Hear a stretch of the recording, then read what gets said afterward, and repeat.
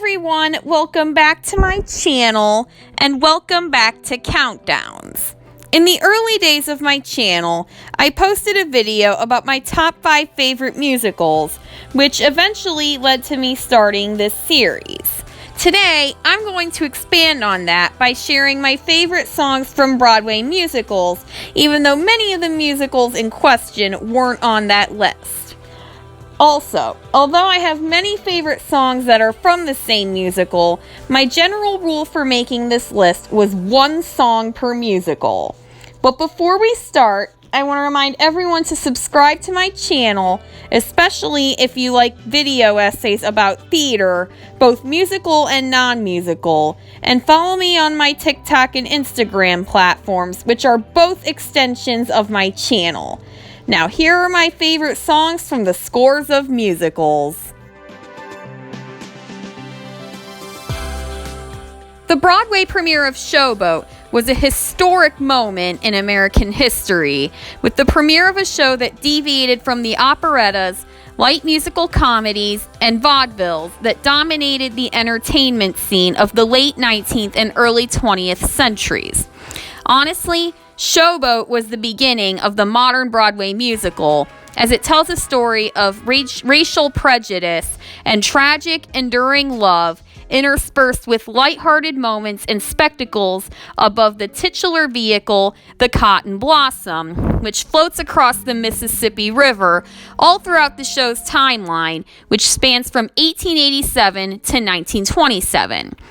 In the song Old Man River, Joe and the Stevedores on the Cotton Blossom sing a low-tempo, sentimental tune of the hardships of poverty and being African American at the turn of the century, in prayer to the Mississippi River, whom they think of as a deity, both asking it for help and blaming it for their problems. After being sung at the end of Showboat's lengthy first scene, it is given 4 reprises throughout the rest of the show, which are more than deserved for the song's powerful emotion and musical stylings.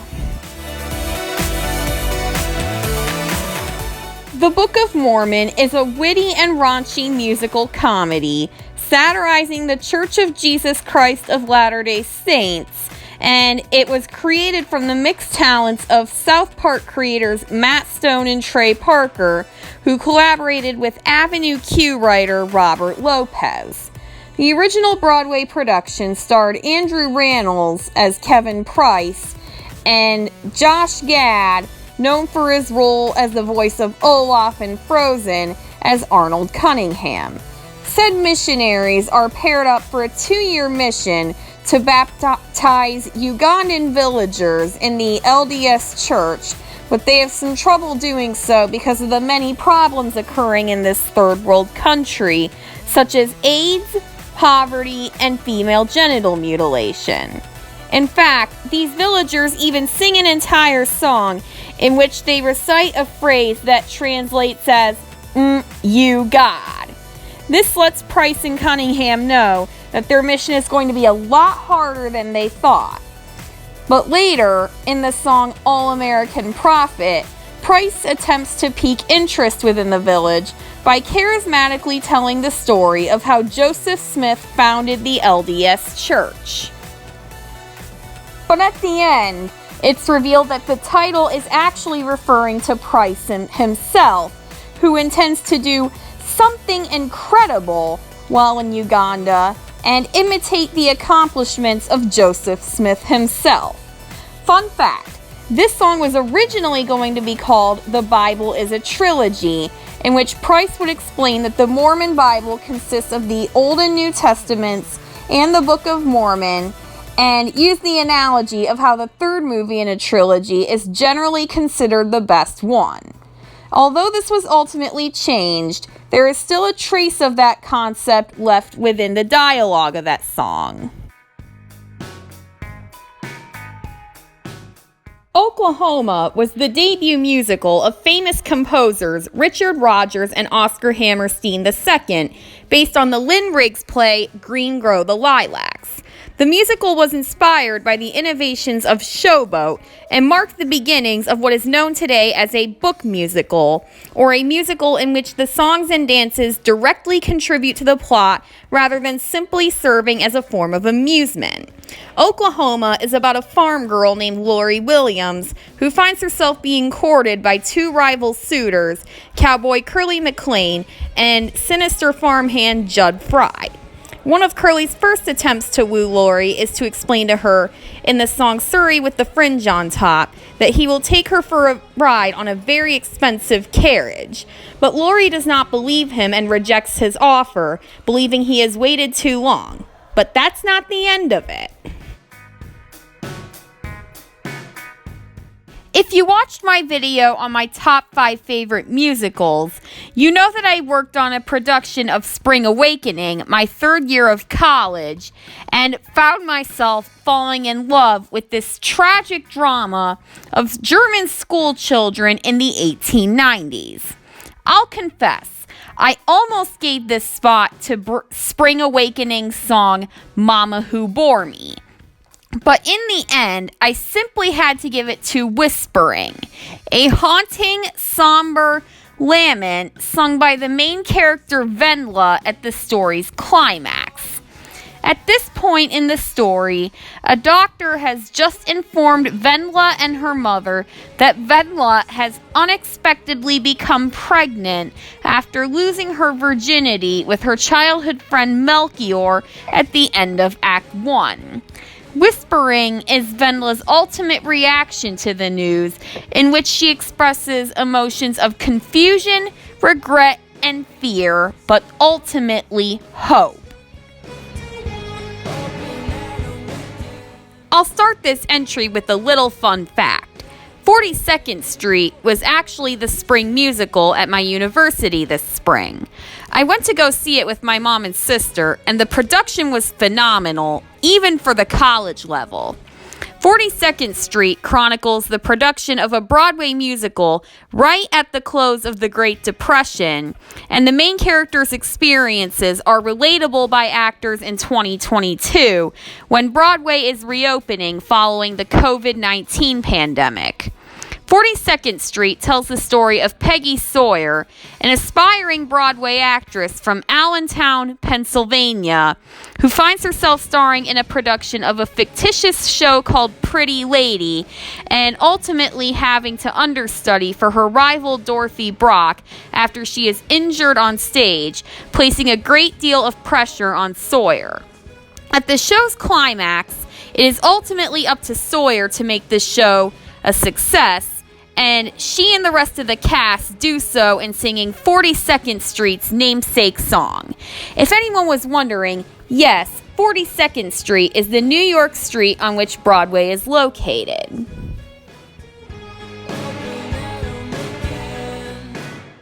In the early 2000s, Wicked, the musical based on the novel by Gregory Maguire, swept the Broadway stage, mostly thanks to Idina Menzel's iconic performance as Elphaba, the Wicked Witch of the West, who finally gets to tell her side of the story in this twisted version of the classic tale, The Wizard of Oz. Throughout the story of Wicked, we learn that Elphaba and Glinda, the Good Witch of the North, started out as college roommates who hated each other, but as they embarked on their personal journeys at the University of Shiz, they became best friends. Said journeys produced memorable and iconic songs such as Popular, Defying Gravity, and No Good Deed, but I ultimately had to give this spot to For Good, the iconic, sentimental ballad through which Elphaba and Glinda say their goodbyes to each other after Dorothy dumps a bucket of water on Elphaba, which the people of Oz have been led to believe will melt her. Spoiler alert, this turns out not to be true.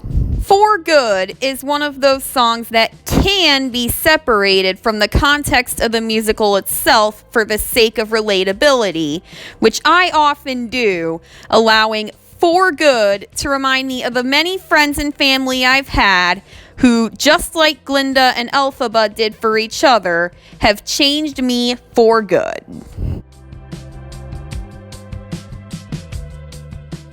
Rent was a revolutionary musical about the harsh reality of being a starving artist during the AIDS epidemic, based on the opera Madame Butterfly, and was nominated for and won many Tony Awards in 1996, including Best Musical.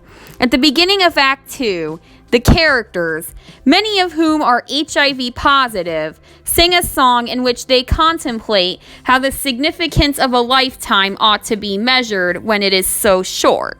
Whether it's daylights, sunsets, midnights, or cups of coffee, it is not measured in the amount of years one lived, which unfortunately is not very many for those with HIV/AIDS. For people such as these, the metric by which we honor their lives should be truth that she learned, times that he cried, bridges he burned, or the way that she died. But this song's ultimate message is that no matter how long or short one's lifespan, said life is measured in the amount of love they gave, also known as seasons of love. When Hamilton premiered on Broadway in 2015, it took the theater industry by storm, and by 2020, it had become so popular that it was released to Disney Plus, allowing more people to see the musical, even if they didn't have the time or money to see a live performance in New York. Per its slogan, Hamilton is America then as told by America now.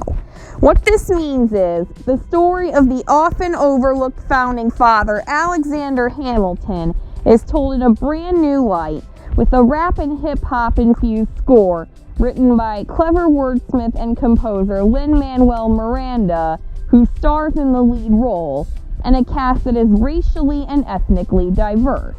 With a story told from Hamilton's perspective, Hamilton's friend, rival, and eventual assassin serves as the anti-hero. Burr sings his iconic song, Wait For It, after Hamilton marries Elizabeth Schuyler. This song highlights Burr's background and upbringing, as well as the major differences between Burr and Hamilton. Mainly, whereas Hamilton would take any chance he was given to do something major and make a difference, Burr took a more cautious approach, choosing to, wait for it. This makes Hamilton and Burr character foils and stands at the heart of their rivalry, leading to Burr ultimately killing Hamilton. This one's a tearjerker, with or without the subtext of the Les Mis scene. When this song is sung, single mother Fantine has just been fired from her factory job, which provides the income by which she pays the Thénardiers to care for her daughter Cosette. Or so she thinks, but that's beside the point. Fantine finds herself with no choice but to sell herself into prostitution to make this money, eventually falling seriously ill and ultimately dying. But first, Fantine sings a tragic ballad lamenting that her life did not turn out the way she dreamed it would, specifically that Cosette's father would stay by their side forever.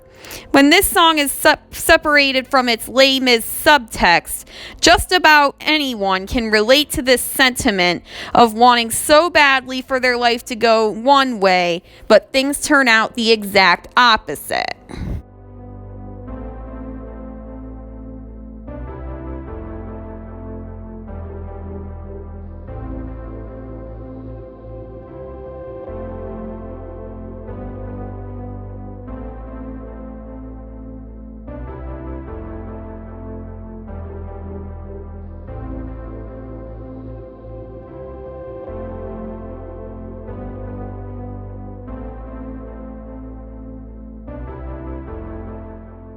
I'm a pretty big fan of Avenue Q, as you could probably tell from my top 5 favorite musicals video.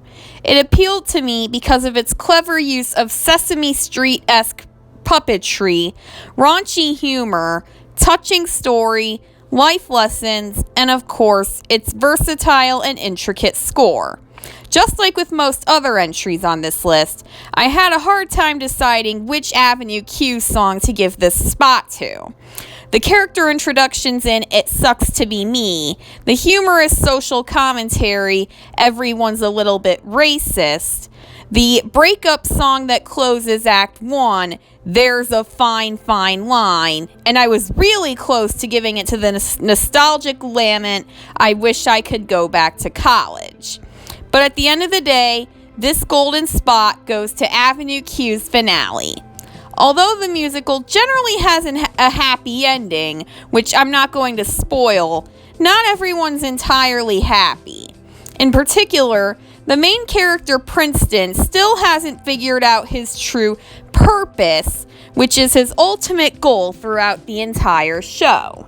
Through this song, Princeton's neighbors assure him that that's okay, that his situation isn't permanent, and they all just need to take things one day at a time. For the second verse, they're joined by Lucy the Slut, who has become a born-again Christian as a result of a head injury, and the Bad Idea Bears, who've discovered Scientology, and they join the gang in rejoicing that, at least for now, everyone is happy, healthy, and employed. The original score, written in 2003, claims that one of the things that is only for now is the then President George Bush. To date, most performances of Avenue Q tweak that line depending on the current political climate, which audiences find hilarious. For now is the occasional reminder we all need that everything about our current situation, good or bad, is only temporary, and that we shouldn't try too hard to either change it or keep it the way it is, and instead, just be grateful for it and embrace the changes that will inevitably come. This is one of the biggest lessons learned in adulthood, which puts a nice little bow on what Avenue Q is all about. Thank you all so much for watching. You may or may not agree with my picks, but then again, this list is about my favorite songs from musicals, whereas the video would have been very different if someone else had made it. But one thing many of us do agree on is that musicals tend to tell compelling stories and reflect the world around us in both the past and present, whether they're comedies or dramas, through a mix of dialogue, singing, instrumentation, and dancing.